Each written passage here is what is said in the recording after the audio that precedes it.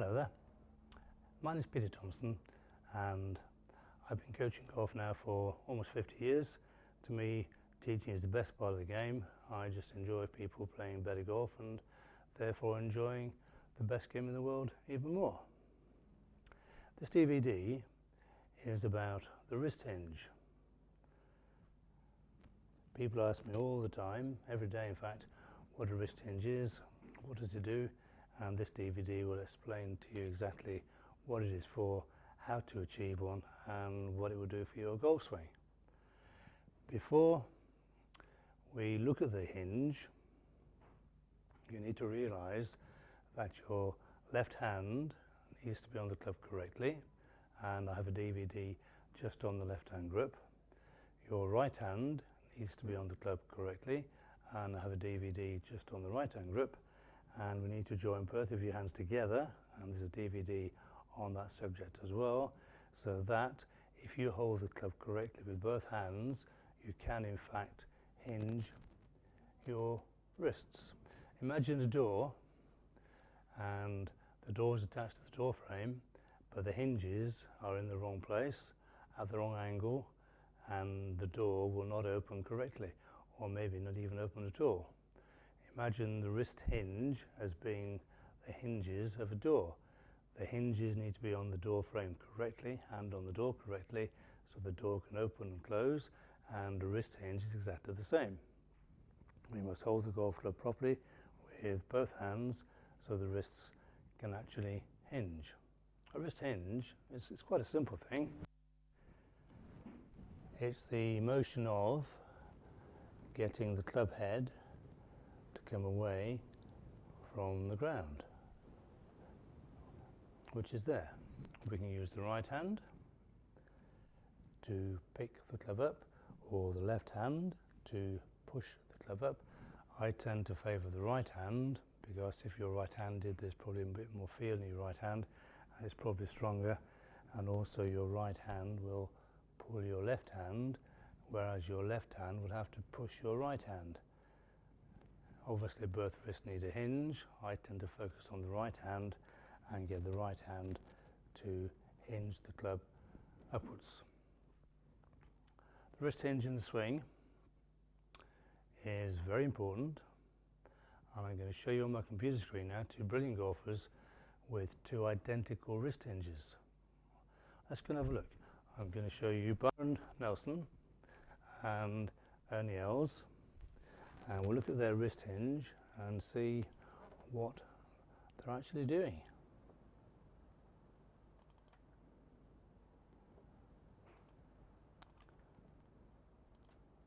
So Byron Nelson on the left, in the middle of the screen, and on the right hand side we will have everyone's favourite golfer, Ernie Els. So this DVD is about the wrist hinge, so we're going to watch Ernie's wrist hinge with a medium iron, and we'll measure the angle between the left arm and the hinge, and the angle is more or less exactly 80 degrees. If I do the same thing with Byron Nelson,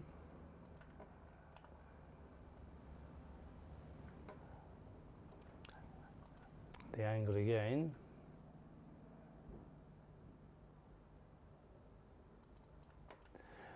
is, these are taken maybe 60 years apart, 1945 on the left, 2004 on the right, and the wrist hinge is identical. Ernie Els won 2 US Opens and 2 British Opens. Byron Nelson on the left there, he was so good at playing golf that he stopped at the age of 33. In 1945 he won 11 tournaments on the trot. Can you imagine that? 11 on the trot, and his average score for the whole year was 68.33 shots per round. That's 60 years ago, with clubs and balls that were not as good as they are now. The important thing is the left arms are dead straight in both cases. The angle of the shaft to the left arm is the same. The angle of the left arm to the ground is the same, and the angle of the shaft to the ground is also the same. So 60 years apart, they're doing exactly the same thing, and their wrist hinge is identical. 80 degrees, 80 degrees.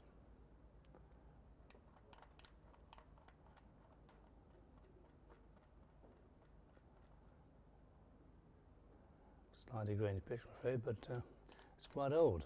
This one's taken on a HD camera,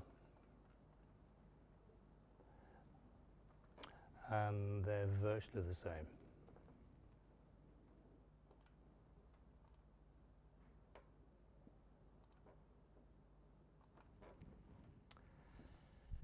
So, two brilliant golfers, and their wrist hinges were identical. That doesn't mean that you, or indeed me, can copy what they were doing. All hinges are different. It's very, very important that you realize that your wrist hinge is a physical function, and it will only hinge as far as your wrist will hinge.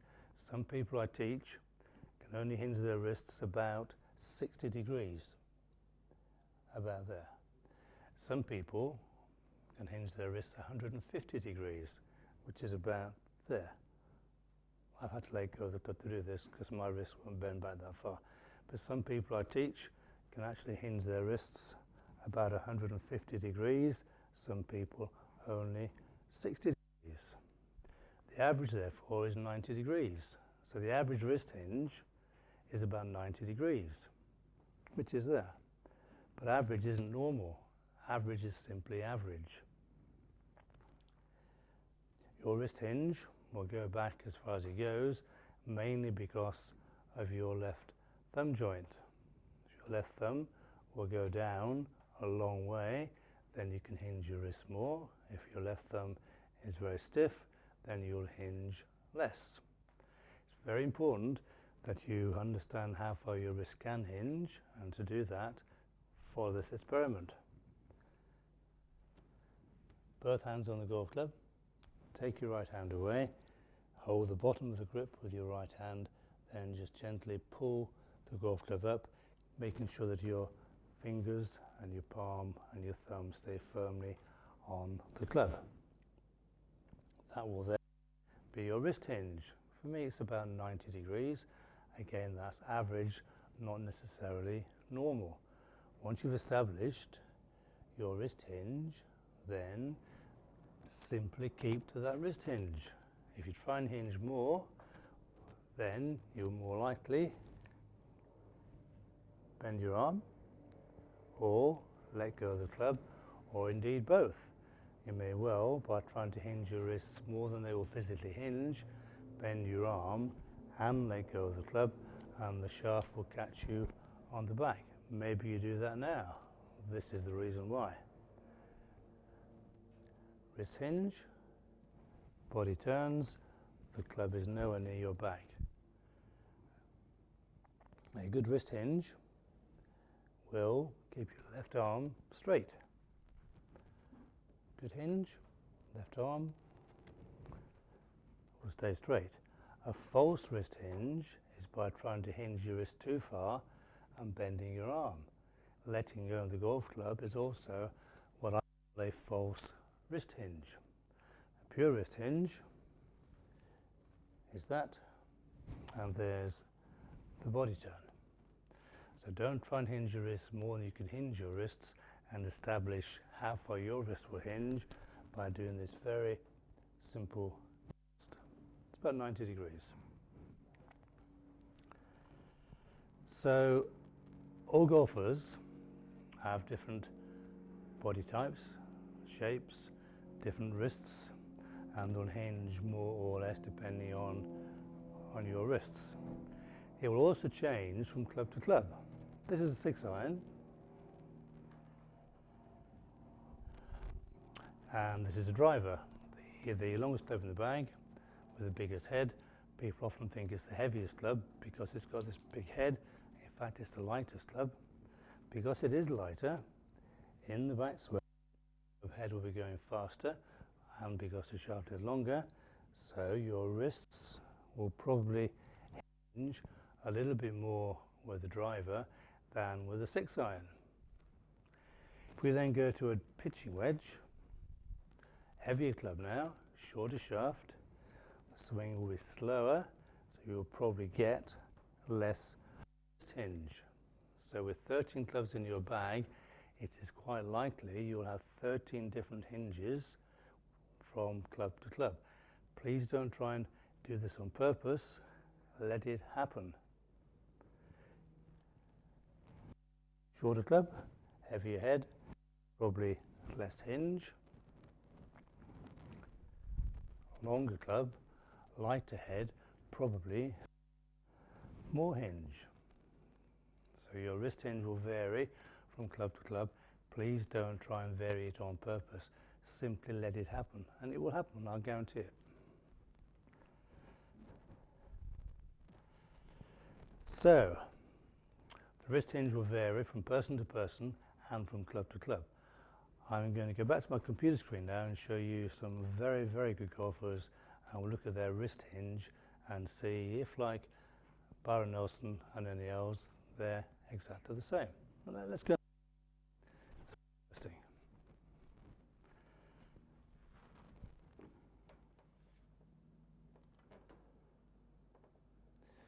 So I'll split the screen, and on the left hand side, this is John Jacobs, by the way. We're going to see Bobby Jones. And Bobby Jones was a phenomenally good golfer. He retired at the age of 28 in 1930, having won the Open Championship of this country 3 times, beating all the pros. He was an amateur golfer. He won the Amateur Championship once. He won the US Open, beating all the pros 4 times, and the American Amateur on 5 occasions. And he's only 28. This man's a golfing genius. This is a driver, and whatever you've heard about where the club should be at the top of the backswing, well, the golf club is actually pointing almost down to the ground. And the angle between his dead straight left arm and the golf club is 32 degrees. On the right hand side is Tiger Woods. Everyone's heard of Tiger Woods, won 40 major championships, another golfing genius. I've been watching him play golf now for, I don't know, 15, 16 years, I suppose. So on the left, Bobby Jones hitting a driver. On the right, Tiger Woods hitting probably, I don't know, 4-iron, 5-iron. The wrist angle is now 62 degrees. So there's a difference of 30 degrees between the two for 2 reasons. Reason number 1, Bobby Jones is using a driver, so more hinge. Reason number 2, his wrist will hinge more than Tiger Woods. His wrist will hinge anyway. So big, big difference, but left arm straight in both instances and more hinge on the left than on the right. Imagine Bobby Jones trying to restrict the wrist hinge to Tiger Woods' wrist hinge, or indeed Tiger Woods trying to hinge his wrist more as Bobby Jones has. If they did that, you probably would never have heard of Bobby Jones or Tiger Woods. They know that their wrist will hinge at a certain amount, and that's what they've let happen. So different golf clubs, different wrist hinges, different angles. It will happen all by itself, I promise you. I'm going to show you now 2 people that I teach.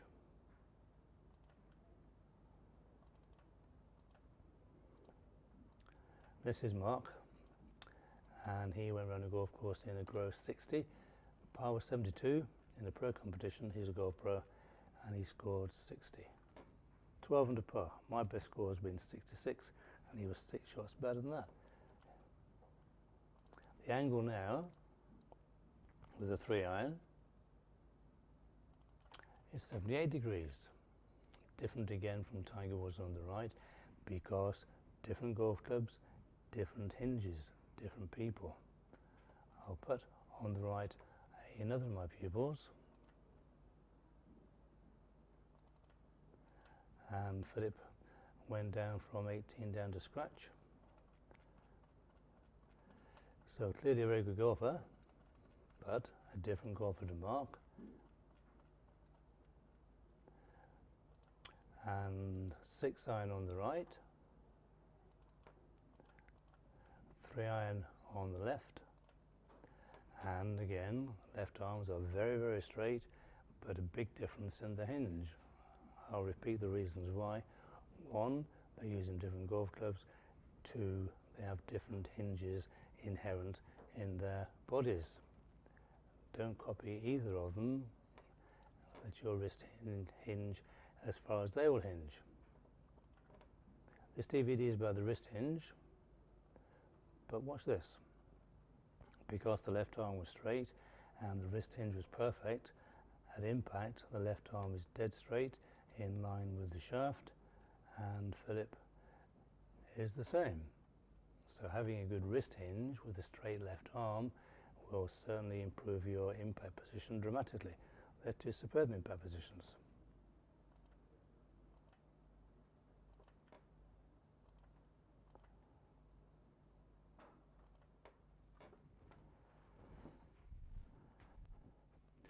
So, for more brilliant golfers, and this is the important thing, please realise that the wrist hinge will vary from person to person and from club to club. Something you may not realise is this. Most people, at address, your wrists are hinged. There's a straight line, left arm down to the head of the golf club, 180 degrees, but when we address the ball, our arms hang down more or less vertically from the shoulders, maybe 10 degrees from vertical, which is there. So the angle now between my left arm and the shaft is 150 degrees. So 30 degrees of hinge is in position before you start to move. A question I'm asked a lot of the time is, when do your wrists hinge? Well, the answer is the wrists are hinged at address, and as you continue into the backswing by turning your hips and turning your chest, your wrists continue to hinge. Some very lucky people, I'm not one of them, their wrists hinge automatically. For them, that's fantastic. Some people go back and their wrists will hinge automatically. That's fantastic for them. However, most people I teach, their wrists do not hinge automatically. They might, once the club has gone past vertical. If you watch very carefully, the club is now vertical. Once we go beyond that point, the weight of the head will probably hinge your wrists. But no one does that I know of. Wrist hinge either happens automatically, or you need to make sure you hinge your wrists correctly. There's a wrist hinge. Good test. When your left arm is parallel to the ground in the backswing, most good golfers will have the club vertical from this angle, from this camera angle. If I turn round, there's the 90 degrees, but the shaft is now pointing to the left. If I keep on turning round, eventually the shaft will point parallel to the target line. If I keep on turning round, the club will point over to the right. Both are correct. That's correct. That's correct. And that's correct. You saw Bobby Jones pointing the golf club way, way, way to the right, so therefore it has to be correct. But back to the wrist hinge. Arm parallel to the ground, good wrist hinge. If your wrist hinge by themselves, please forget about your wrists completely. If they don't, and mine certainly don't, I've got to work on ensuring my wrists hinge. Hinge, turn the hips, hinge, turn the hips.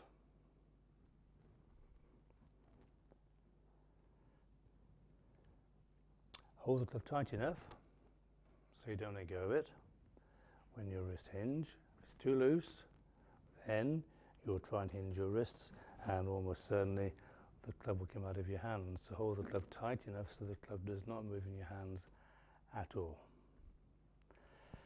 So there's the wrist hinge. What it will do for you in the swing is increase the club head speed. Listen to these two sounds. First shot, no hinge. Hinge. The ball goes dead straight, wonderfully straight, but not very far.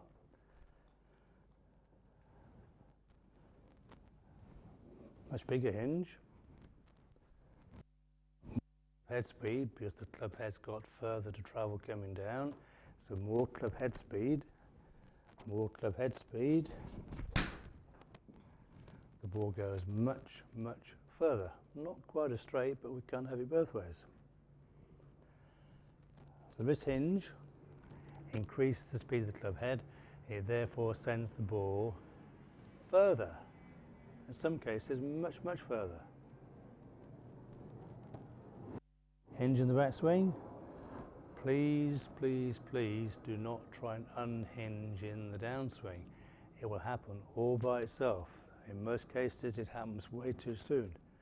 So, hinge, a good body movement to the left, body turning round, and all the angles will be in the right place at the right time, and as if by magic, your wrist will unhinge and off the ball goes. Please do not try on purpose to unhinge your wrists. So recap. Left hand grip, right hand grip. Grip with both hands needs to be correct, otherwise your wrists will not physically hinge. At address, your wrists are hinged, so continue the hinge as you turn round. Everybody's wrists are different, so only try and hinge your wrists as far as you can hinge your wrists, and the wrist hinge will vary from club to club, and indeed in temperatures. Today it's wonderfully warm. We've had a fantastic summer. I'm now down in Bournemouth on the south coast of the United Kingdom, and we've had 2 months of glorious weather, and arms nice and supple, wrists nice and supple. So more hinge. In the middle of winter, might be freezing cold, probably will be, and hands get cold, arms get cold, body gets cold, less wrist hinge, but that's how it is really. So it will vary, the wrist hinge the club, person to person, and indeed on the temperature as well. So there's the wrist hinge. I hope you've learned a lot from this DVD. I've enjoyed making it. I enjoy explaining to people what the various parts of the swing are there for, and if you can follow these principles, I will almost guarantee you'll hit the ball certainly further and more consistently, and probably also straighter, and your scores will come down, which will be fantastic. Thank you for listening. Thank you very much.